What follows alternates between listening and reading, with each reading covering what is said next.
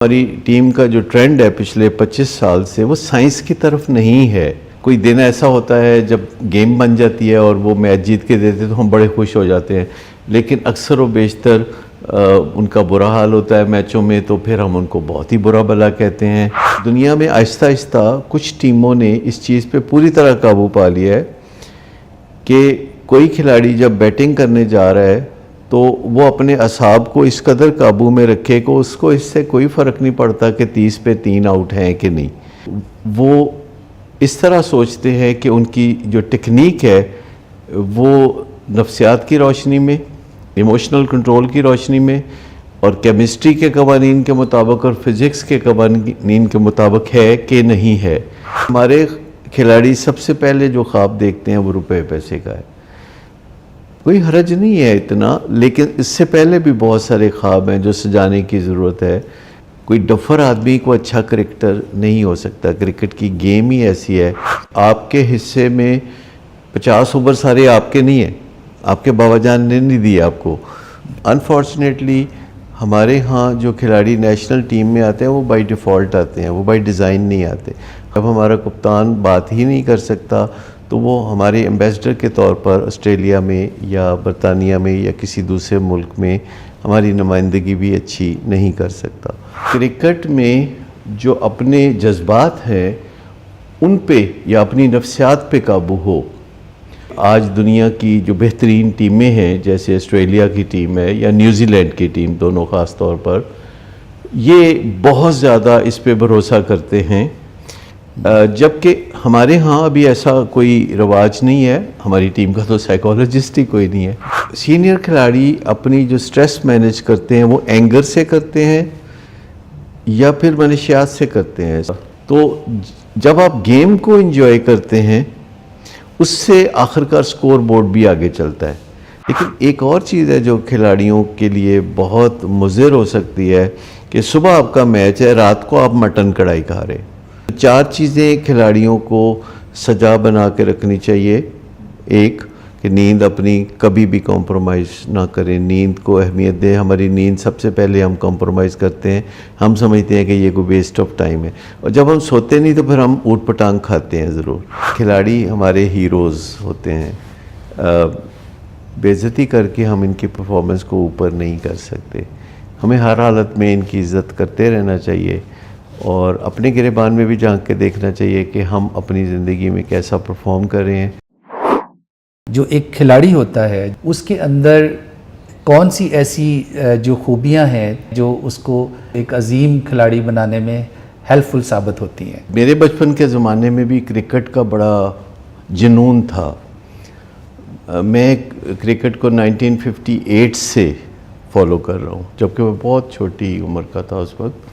हमारे पाकिस्तान में जो क्रिकेट शुरू होती है किसी क्रिकेटर की, वो एक ख्वाब से शुरू होती है, और वो ख्वाब वो पहले देखा करते थे फजल महमूद की वजह से या हनीफ मोहम्मद की वजह से, तो फिर बाद में माजिद जहांगीर, इमरान खान और ज़हीर अब्बास को देख के, फिर वसीम अकरम, शुएब अख्तर, वकार यूनुस, ये फिर वक्त बदलता रहता है तो नए से नए खिलाड़ी आते हैं जिनको देख के छोटे बच्चे क्रिकेटर बनने का ख्वाब देखते हैं। हमारे बड़े नामी ग्रामी क्रिकेटर बताते हैं, मेरी बहुत सौ से दोस्ती भी रही, बहुत सारों के साथ काउंसलिंग का रिश्ता भी रहा, तो वो बताते हैं कि वालिदैन की मुखालफत बहुत ज़्यादा हुआ करती थी और इसके बावजूद उन्होंने अपने जुनून को बरकरार रखा और इस दर्जे की क्रिकेट फिर खेली। पाकिस्तान की टीम में जगह बनाना तो खैर बहुत ही बड़ी बात है, लेकिन किसी भी टीम में जगह बनाना ये एक असाबी दबाव है जिसका सामना करना पड़ता है। और सबसे ज़्यादा अहम बात यह है कि क्रिकेट में जो अपने जज्बात हैं उन पे या अपनी नफ्सियात पे काबू हो। और जब किसी दिन कोई क्रिकेटर मैदान में उतरता है तो उसकी केमिस्ट्री का सही होना ज़रूरी है। ये केमिस्ट्री का काम है कि उस दिन उसकी केमिस्ट्री कैसी है। तो सबसे पहली बात यह है कि वो जज्बाती कंट्रोल, जो हमारे यहाँ क्रिकेटर्स को दस्तयाब नहीं होता क्योंकि उनकी कोई प्रॉपर कोचिंग नहीं होती। तो ये जब हमारा जज्बाती कंट्रोल अच्छा होता है तो इसका मतलब ये है कि हम फिर जोन में हैं या हम खेलने के लिए बिल्कुल फिट हैं उस वक्त। जैसे फ़िज़िकल फिटनेस खिलाड़ियों की चेक की जाती है उनको टीम में डालते हुए, लेकिन ये जो इमोशनल कंट्रोल है या ज़हनी हालत सही होना, ये अगर आप एक दिन पहले भी देखते हैं तो ये शायद काफ़ी ना हो। ये खेल वाले दिन सुबह देखना होगा कि कौन खिलाड़ी मेंटली फिट है कि नहीं, और यकीनी तौर पर इसका अंदाज़ा एक साइकोलॉजिस्ट या साइकेट्रिस्ट लगा सकता है। अच्छा, और जब आपके पास टीम में 12, 13, 14 खिलाड़ी होते हैं तो ये गुंजाइश तो बहरहाल रहनी चाहिए कि हतमी फ़ैसला जो है उनकी ज़हनी फ़िटनेस जो है, दिमागी फ़िटनेस के मुताबिक, उनकी बॉडी लैंग्वेज के मुताबिक फ़ैसला किया जाए कि कौन खिलाड़ी खेलेगा और कौन नहीं खेलेगा। और जो केमिस्ट्री का सही होना है ये बहुत अहम है, क्योंकि जो न्यूरोट्रांसमीटर्स हैं वो जोश व जज्बा पैदा कर रहे होते हैं, वो एनर्जी की फ़्लो जो है वो चला रहे होते हैं। लेकिन बात यहीं ख़त्म नहीं होती। एक सही किस्म की केमिस्ट्री के अलावा जब आपके हाथ में बल्ला होता है या आपके हाथ में गेंद होता है, उनका ताल्लुक़ फ़िज़िक्स के कवानीन से होता है।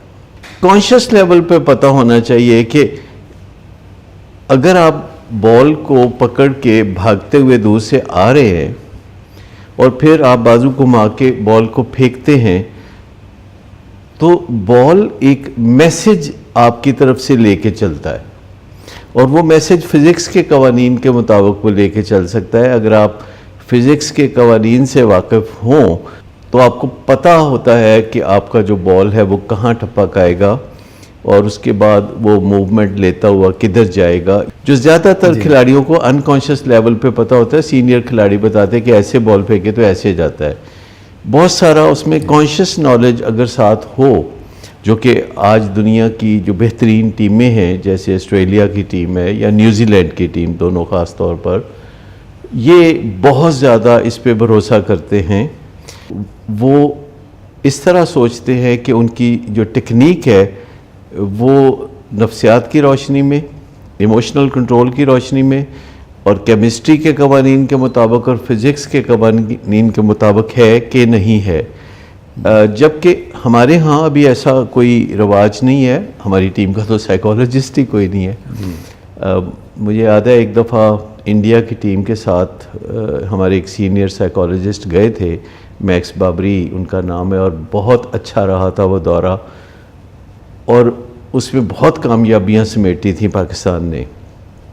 मुझे नहीं समझ लगती कि उसके बाद ये सिलसिला मनक़ता क्यों हो गया। अब कई साल हो गए हैं कि टीम बग़ैर किसी स्पोर्ट्स साइकोलॉजिस्ट के जाती है दूसरे मुल्कों में भी, और जब यहाँ भी खिलाड़ी खेलते हैं।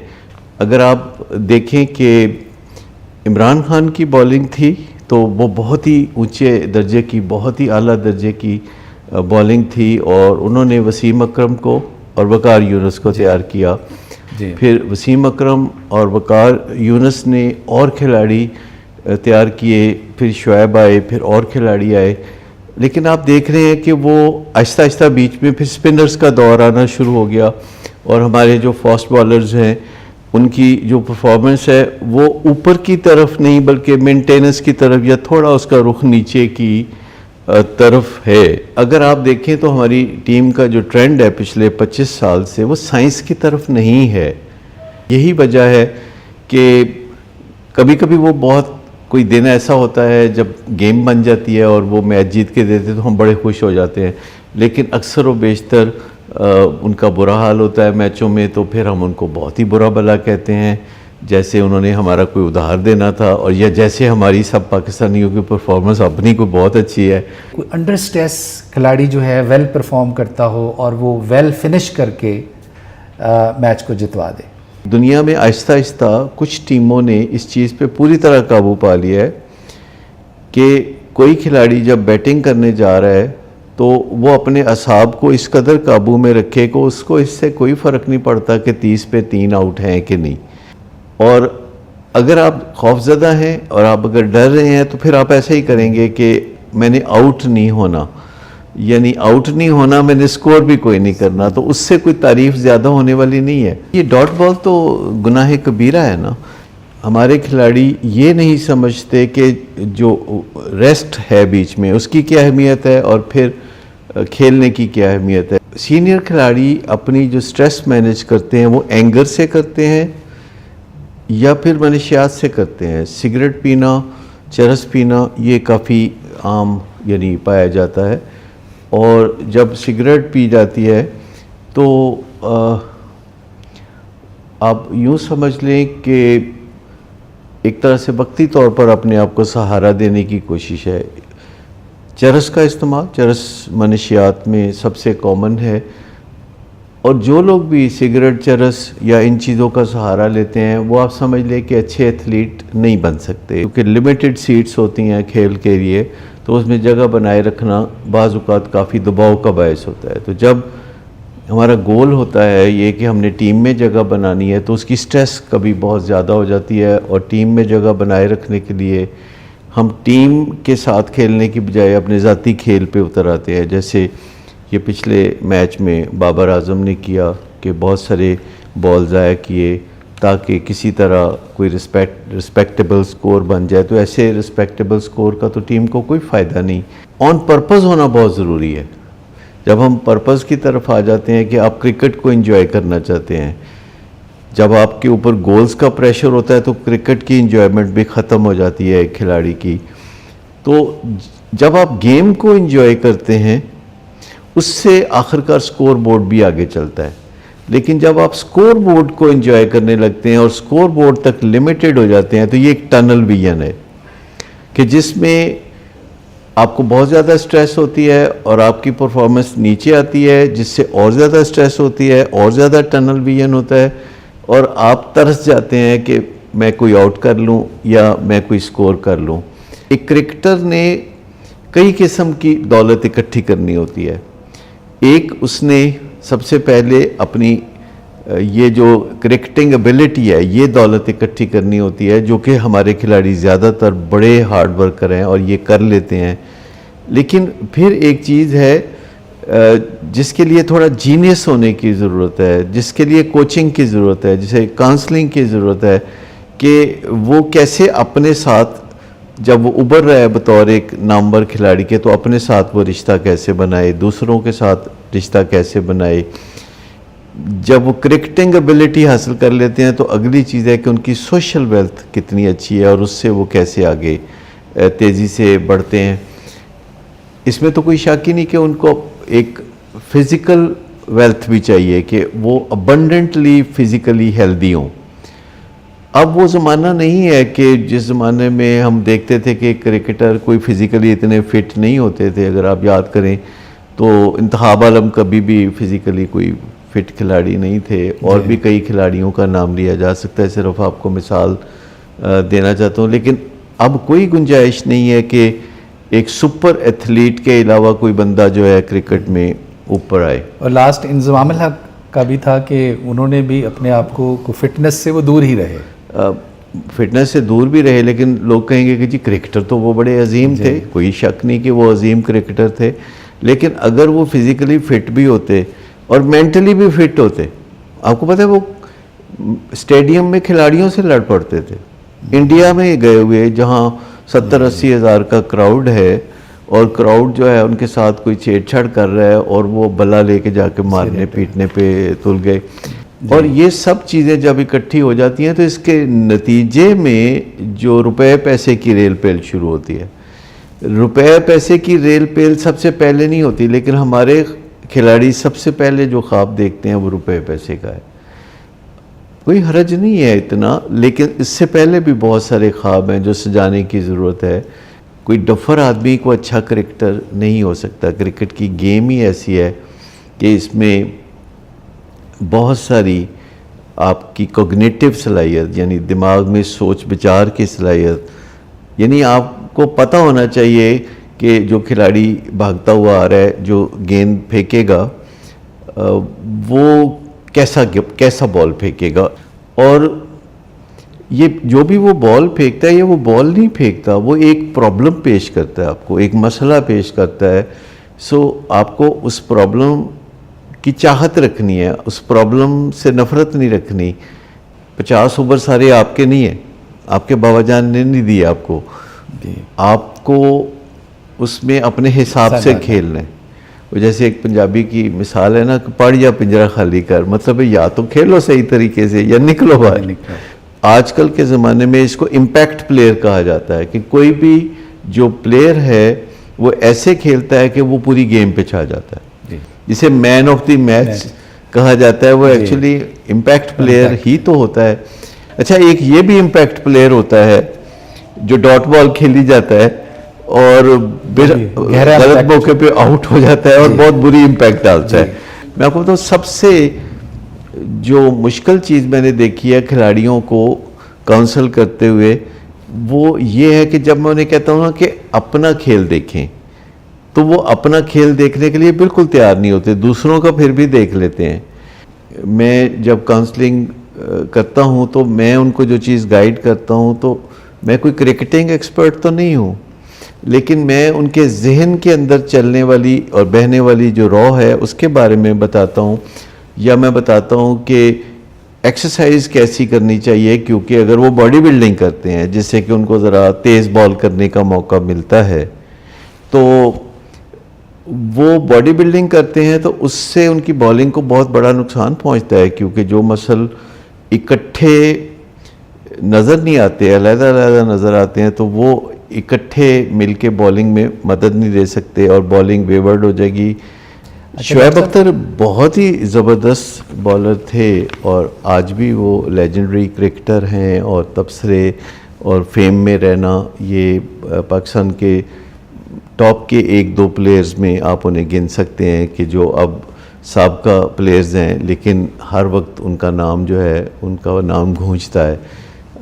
ये जो रिसेंटली एक डॉक्यूमेंट्री बनी जो मेरे बेटे ने बनाई नेटफ्लिक्स पे, जो चलती है, जो पाकिस्तान और इंडिया की क्रिकेटिंग राइवलरी के ऊपर जो एक डॉक्यूमेंट्री बनी, तो उसमें भी मेरी और शुएब की बहुत सारी बातें हैं जो हो सकता है कि अभी तक किस्तों में नहीं आई, लेकिन आइंदा जो कोई किस्तें अगर उसकी आएंगी तो उसमें वो भी आ सकती हैं, क्योंकि वो पॉपुलर हो रही है डॉक्यूमेंट्री नेटफ्लिक्स की।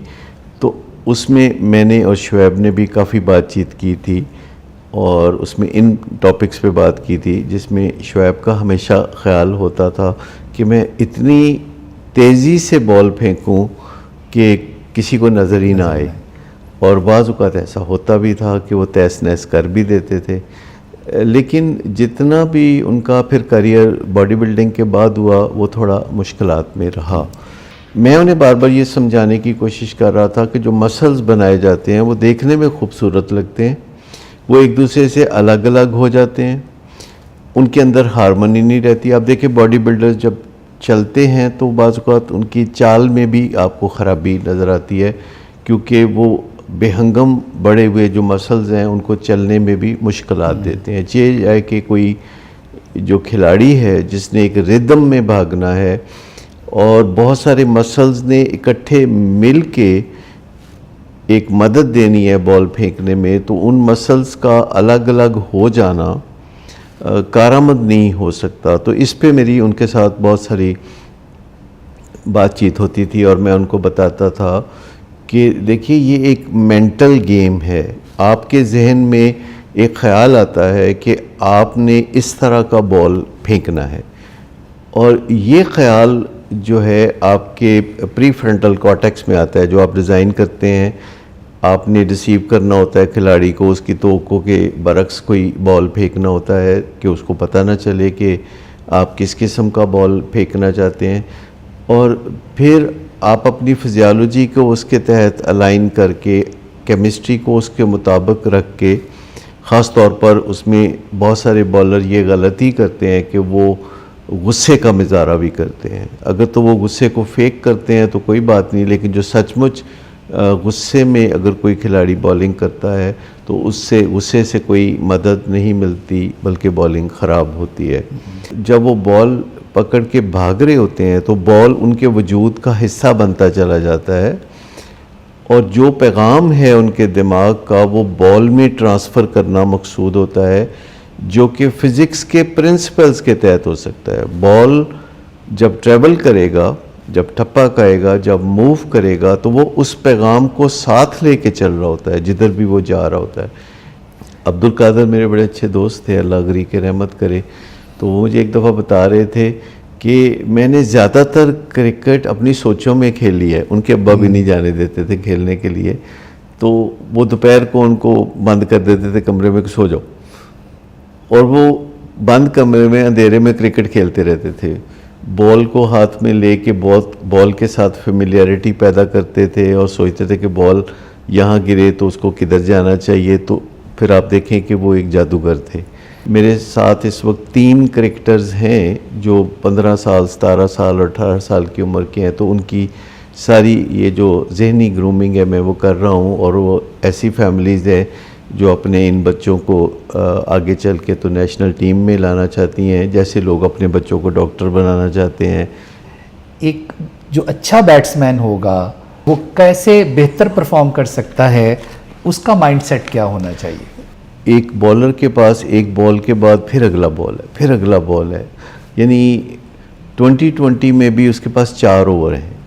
लेकिन आप अंदाज़ा करें कि जो एक बैट्समैन है उसकी जो कितनी मुश्किलात हैं कि वो किसी भी एक बॉल से कई तरीक़ों से आउट हो सकता है, तकरीबन 1 दर्जन तरीक़ों से वो आउट हो सकता है। तो इसका मतलब है कि जो असल क्रिकेटर होता है वो तो बैट्समैन होता है।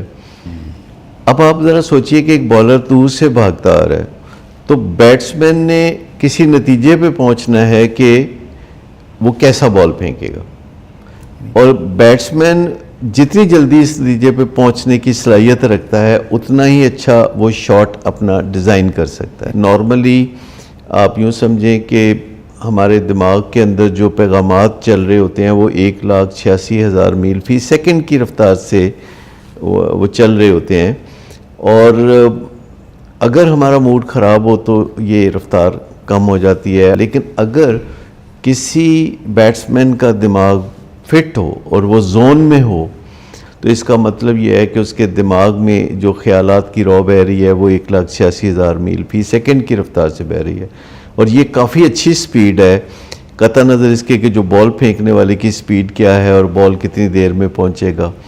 अच्छा, इन सब चीज़ों को समझना, जांचना बहुत ज़रूरी है कि किसी ख़ास दिन हम अपने दिमाग में जो ख्यालात की तरसील है उसको कैसे ऑप्टिमम रखें, यानी 1,86,000 मील फ़ी सेकंड। ऐसे ही जब सो के हम उठते हैं तो स्लीपिंग मोड से दिमाग जो है वेकिंग मोड में जब आता है तो हमें फिर उसको विल से और स्किल से ऑप्टिमम लेवल पे लाना होता है। पर ज़्यादातर लोग कॉफ़ी, चाय, इन चीज़ों की तरफ तवज्जो देते हैं। तो इसी तरह खिलाड़ी भी कभी चाय कॉफ़ी तक रहते हैं, फिर सिगरेट और चरस, और इससे आगे की दुनिया शुरू हो जाती है। लेकिन एक और चीज़ है जो खिलाड़ियों के लिए बहुत मुज़िर हो सकती है कि सुबह आपका मैच है, रात को आप मटन कढ़ाई खा रहे, तो आप याद रखें मगज़ मसाले, मटन कढ़ाई, टकाटक, पराठे रात को खा के आप सुबह कभी भी अच्छा नहीं खेल सकते। 4 चीज़ें खिलाड़ियों को सजा बना के रखनी चाहिए। एक कि नींद अपनी कभी भी कॉम्प्रोमाइज़ ना करें, नींद को अहमियत दें। हमारी नींद सबसे पहले हम कॉम्प्रोमाइज़ करते हैं, हम समझते हैं कि ये कोई वेस्ट ऑफ टाइम है, और जब हम सोते नहीं तो फिर हम ऊट पटांग खाते हैं ज़रूर। जब हम ऊट पटांग खाते हैं तो उससे हमारी फिजियोलॉजी और ख़राब हो जाती है, फिर ताल्लुकात ख़राब हों, और एक्सरसाइज ना करें, क्योंकि जब खिलाड़ी बड़े खिलाड़ी हो जाते हैं और वो करोड़ों में खेलने लगते हैं तो फिर वो उस तरह के पसीने नहीं बहा सकते, क्योंकि वो कहते हैं ना, खुदा जब हुस्न देता है नज़ाकत आ ही जाती है, लेकिन जब खुदा दौलत देता है तो सुस्ती आ जाती है। जबकि एक खिलाड़ी एक कम्बिनेशन होता है हार्ड वर्कर की और स्मार्ट वर्कर की। पिछले तो 50-60 साल में मैंने क्रिकेट जो देखी है, तो मैं समझता हूँ कि जो बड़े नामी गिरामी खिलाड़ी थे 50-60 साल पहले के, अगर आज उन्हें जवान करके फिर क्रिकेट के मैदान में डाल दिया जाए तो वो अपनी उनको इज्जत बचाना मुश्किल हो जाएगी। कायद का जो रवैया है, जो उसकी सलाहियतें हैं, वो इज्तमाही तौर पे एक टीम पे कैसे असरअंदाज हो सकता है, पॉजिटिवली या नेगेटिवली? देखिए, वैसे तो तमाम गेम्स में और गेम्स के अलावा आम जिंदगी में, घरों में, अदारों में कायद का रोल बहुत अहम होता है। आज की गेम में ज़रा सी पॉजिटिव थिंकिंग अगर नेगेटिव थिंकिंग में बदल जाए तो काया पलट जाती है, गेम आप हार जाएंगे। अगरचे पर्सनल परफॉर्मेंस तो इम्पॉर्टेंट है, तभी तो वो टीम का हिस्सा है, लेकिन उसे कप्तान बनाना चाहिए जब उसमें रहनुमाई की सलाहियतें हों। अब जैसे आप देखिए कि बाबर आजम है, तो उसकी सारी ज़िंदगी उसे जो तैयार किया गया था वो एक उम्दा क्रिकेटर के तौर पर किया गया था, लेकिन उसे जब उसकी परफॉर्मेंस की वजह से कप्तान बनाया गया तो उसकी कप्तानी भी अच्छी ना रही और उसकी अपनी गेम भी अच्छा खराब। खिलाड़ी लाजमी नहीं कि वो एक अच्छा कप्तान भी हो। इंग्लैंड का एक खिलाड़ी था माइक ब्रेडले, जो कि बहुत ज़्यादा परफॉर्म नहीं करता था, रन्स नहीं करता था, लेकिन मैच जीत के आपको दे देता था और कई दफ़ा उसे टीम से निकाला गया और फिर वापस टीम में लाया गया। एक बात मैं और कहना चाहूँगा कि जो खिलाड़ियों को टीम में डाला जाता है उसकी बुनियादें ही गलत है। आप टीम में किसी को डालते हैं उसकी फ़िज़िकल फिटनेस, साइकोलॉजिकल फिटनेस और उसकी टेक्निक को देखते हुए, और आप उसकी जो करंट परफॉर्मेंस है, जो रीसेंट परफॉर्मेंस है, उसके ऊपर भी थोड़ी बहुत नज़र डालते हैं, पर सारे नंबर करंट परफॉर्मेंस के या रीसेंट परफॉर्मेंस के नहीं हैं। हो सकता है कि कोई खिलाड़ी जो पिछले 6 महीने साल में बहुत अच्छा परफॉर्म कर रहा था तो अब उसका बैड पैच शुरू हो रहा है और आप उसे टीम में डाल रहे हैं, क्योंकि क्रिकेट को बाई चांस भी कहा जाता है। कभी आपको बाई चांस विकेट मिल जाती है, कभी आप बाई चांस विकेट लूज़ भी कर देते हैं। तो इसका मतलब ये नहीं कि इस बुनियाद पे आपको टीम के अंदर या बाहर होना चाहिए। हाँ, इसका 20% वेटेज है। 80% वेटेज ये है कि बतौर एथलीट आप कैसे हैं, बतौर टेक्निक आपकी कैसे काम करती है, आप जीनियस हैं कि नहीं, आप समझदार हैं कि नहीं, डिसिप्लिन्ड हैं कि नहीं, इमोशनली स्टेबल हैं कि नहीं। अगर आप जल्दी से पैनिक में आ जाते हैं और घबरा जाते हैं तो फिर बात नहीं बनेगी। अब अनफॉर्चुनेटली हमारे यहाँ जो खिलाड़ी नेशनल टीम में आते हैं वो बाय डिफ़ॉल्ट आते हैं, वो बाय डिज़ाइन नहीं आते। हमें अब ज़रूरत है कि इतनी बड़ी इंडस्ट्री है हमारे मुल्क की, और उसके लिए बाय डिज़ाइन जो खिलाड़ी ग्रूम करके अगर आप लाएंगे टीम में, जैसे कि ऑस्ट्रेलिया और न्यूजीलैंड में होता है, जिस पे कुछ इन्वेस्टमेंट करता है बोर्ड, और वो बाय डिज़ाइन जब उभार के आप खिलाड़ियों को ऊपर लाते हैं, आप उनकी कम्युनिकेशन स्किल्स डेवलप करते हैं, उनकी इंग्लिश कम्युनिकेशन चाहिए क्योंकि ये एक बैनुल-अक़वामी गेम है। काफ़ी शर्मिंदगी का सामना होता है जब हमारे खिलाड़ी अच्छी तरह बात नहीं कर सकते।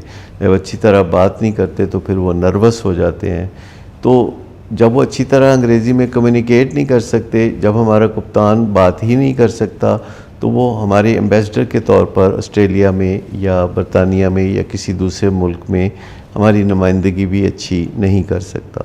ख़ास तौर पर जो कप्तान है वो एक मिसाली इंसान भी होना चाहिए। जैसे सीईओ एक मिसाली इंसान होना चाहिए, जैसे घर का सरबराह एक मिसाली इंसान होना चाहिए। परफॉर्मेंस अपनी जगह है ज़िंदगी में, लेकिन अगर परफॉर्मेंस बहुत अच्छी है और आप एक अच्छे मिसाली इंसान नहीं है, रोल मॉडल नहीं है, तो फिर एक ऐसा चांद है जिसको ग्रहण लगा हुआ है और उसका कोई बहुत ज़्यादा फ़ायदा नज़र नहीं आता। पाकिस्तान के खिलाड़ी और इंडिया के खिलाड़ी एक ही तरह से उभर के टीम में आते हैं, और पाकिस्तान ने इंडिया के ख़िलाफ़ बहुत अच्छी परफॉर्मेंसेस भी दी हैं। डू और डाई समझ के ना खेलें, ये एक खेल है जिसमें उम्दा स्पिरिट के साथ आपने खेलना है। अगर आपके आने से पहला खिलाड़ी, जो पिछला खिलाड़ी है, उसने अच्छा नहीं खेला तो आप फॉलोअर नहीं हैं, आप लीडर हैं। आप वहाँ से लीडरशिप अपनी शुरू करें और इम्पैक्ट करें आने वाले खिलाड़ियों को। हार जीत की बजाय जीत जीत के फ़लसफ़े के साथ चलें, और जब दो टीमें खेलती हैं तो एक टीम ने हारना होता है और उसकी शामत आनी होती है। ये चीज़ जो है आप देखें कि तरक्की याफ्ता ममालिक में इतनी नहीं होती। आप कभी नहीं देखेंगे कि बरतानिया में टीम हार गई है और उनके घरों के शीशे कोई तोड़ रहा है। ये हमारी पसमानदा ज़हनियत है जो इस तरह के रवैये हमारे सामने आते हैं। न्यूजीलैंड ऑस्ट्रेलिया में ऐसा कभी नहीं होता, इंडिया पाकिस्तान में होगा, हत्ता कि श्रीलंका में ऐसा नहीं होता। हो सकता है बांग्लादेश में कुछ होता हो, मुझे नहीं पता अफ़गानिस्तान वाले क्या करते हैं अपने खिलाड़ियों के साथ, लेकिन खिलाड़ी हमारे हीरोज़ होते हैं। बेइज्जती करके हम इनकी परफॉर्मेंस को ऊपर नहीं कर सकते। हमें हर हालत में इनकी इज़्ज़त करते रहना चाहिए और अपने गिरेबान में भी झांक के देखना चाहिए कि हम अपनी ज़िंदगी में कैसा परफॉर्म कर रहे हैं और जो भी हमारा काम काज है उसमें हम किस हद तक ज़िंदगी में आगे बढ़ते हुए दिखाई देते हैं। Thank you very much.